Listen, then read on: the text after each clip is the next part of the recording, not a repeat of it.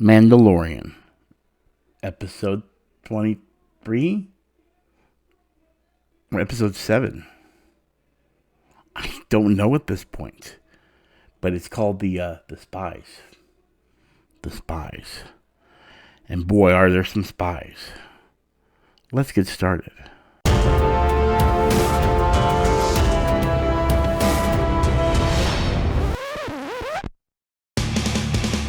Grogu.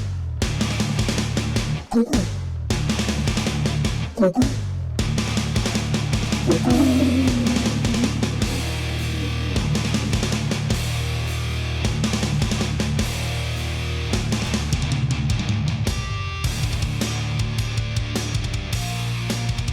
Oh yeah. Welcome to season 3 of Grogu. Now here's your host, Potty Man.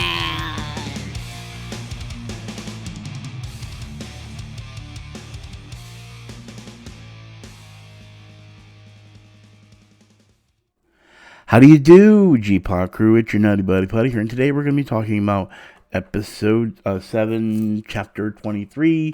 The numbers they do here are just really weird. It's called The Spies. It's the newest episode of The Mandalorian.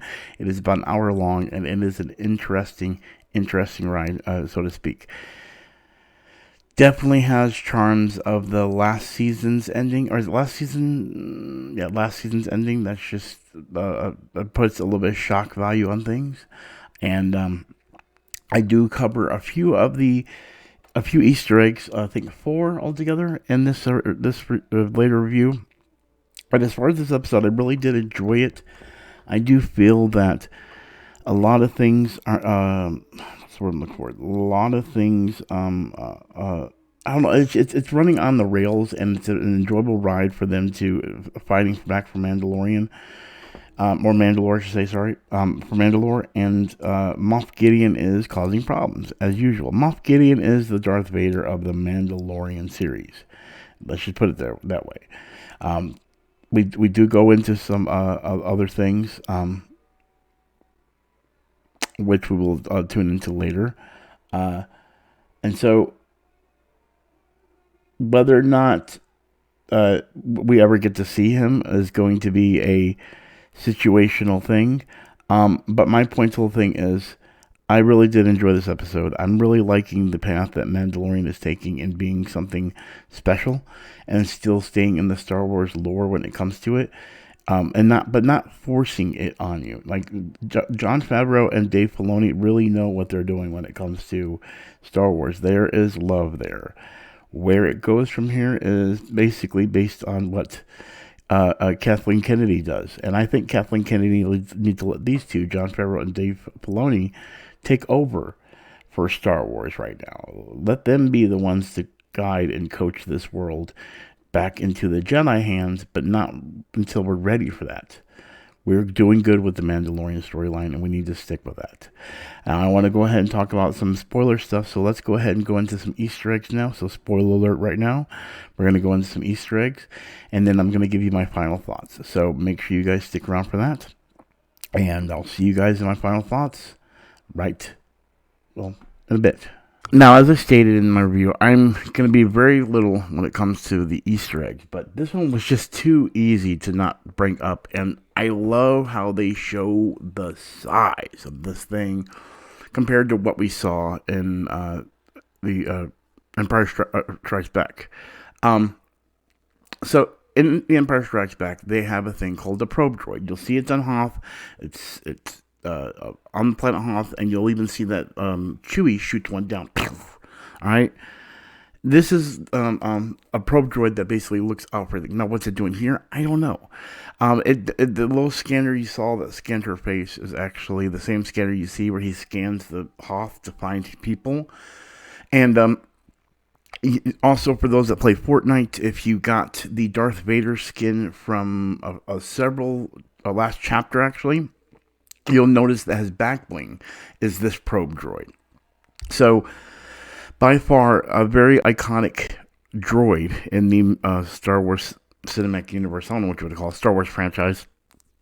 And I felt it was at least nice mentioning that, since there's been a lot of people that don't know what that is. So, with that being said, Let's continue. Now, in this section, you'll see that Moff Gideon is talking to their own form of a council, I guess you could say, for the Empire.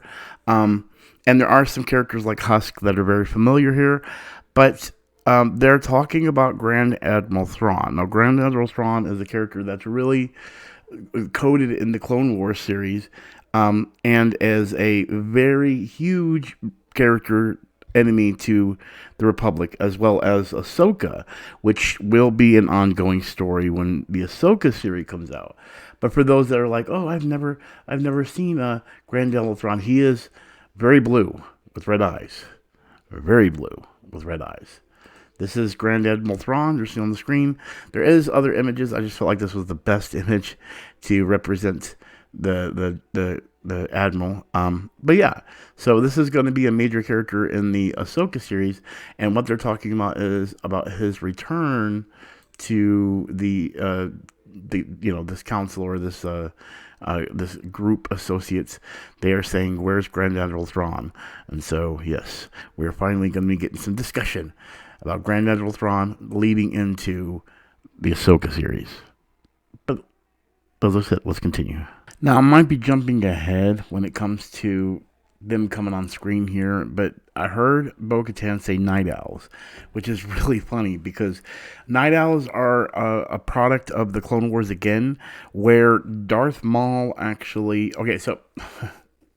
what was the name of it? Oh my god, I forgot. There's another group. I'm forgetting the name right now.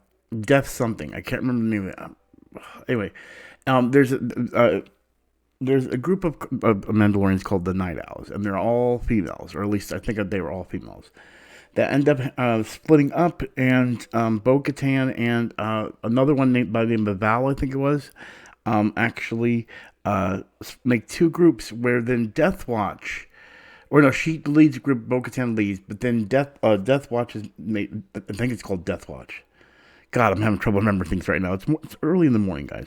Anyway, basically, they Night Owls split up, or Death Watch split up into two groups, one controlled by Bo-Katan, one controlled by Darth Maul. And so they are a form of Mandalorians, but I don't know, is this going to be Darth Maul controlled? Like, I don't know what the situation here is. This might be just Night Owls that don't have any control, either through Darth Maul or Bo-Katan. And again, we'll find out once they come out who we're dealing with. But that being said, yeah, Night Owls. A lot of Mandalorian lore being connected here from this and Clone Wars. Let's continue. So for this part, it's an interesting hybrid, I'm going to call it. And the reason I say that is because I saw these and I'm like, God, these look like something I'm familiar with. The Red Sith Troopers, the Red Sith Guards, the Praetorian Guards. A lot of this coming up. So what I did was I did a little bit of search, and I just looked up Red Sith Guard, and it actually looks like it's just a hybrid of everything else. So if you look, and which I mean, I didn't mean to drop that down. There you go. You'll see that it looks like a combination of the original Emperor's Royal Guards right here, like this with the robe-esque, but then it's kind of like as well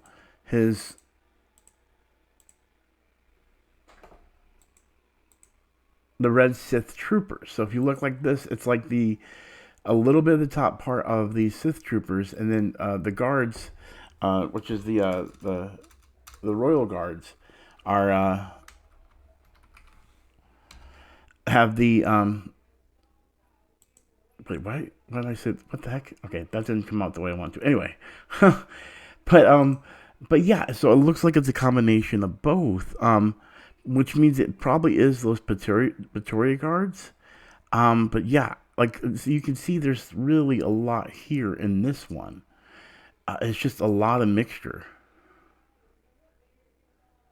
So it looks like we're just getting a new Red Guard here, basically. Which is pretty cool. But yeah, I thought I'd go ahead and bring that up for those that aren't aware of how many of these red guys there are. Let's continue. And we end with the Red Guards or Royal Guards or whatever. I got confused. A little more than I thought I would get when it comes to the Easter eggs. But again, I'm not going full-blown digging deep. Oh, there's a voice. I just can't. I don't have the brain power for it. Sorry. Not until I'm able to do this on a professional level.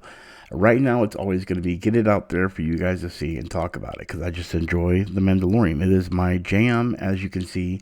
And now, Grogu is now in IG-12. We went from IG-11 to IG-12, and now IG-12 is not even really a droid. It's just a droid that is under control. Basically, there is no like mechanism. I don't understand what the situation with is, but I'm liking it. It's a little bit weird. First, I will say a little bit weird. I am missing the tram, the hover tram that he rides in, his little crib.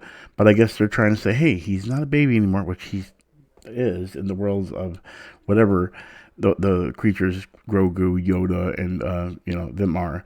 But with that being said, that moves on to the whole idea that we're making Grogu more mobile so he can be there to see everything without having to use a hover tram.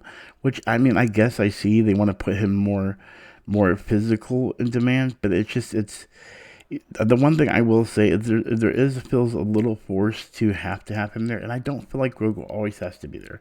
Let him be a kid too. He can go on adventures, and I guess maybe that's what they're gonna do. I mean, the IG-12 thing is a little bit obscure and odd to me, so I would like to know in the comments what you guys think about the IG-12 situation. But yeah, there it is, guys. I'm excited to see how this is going to conclude, and I will see you guys here next Wednesday morning for an early review, as I've been doing.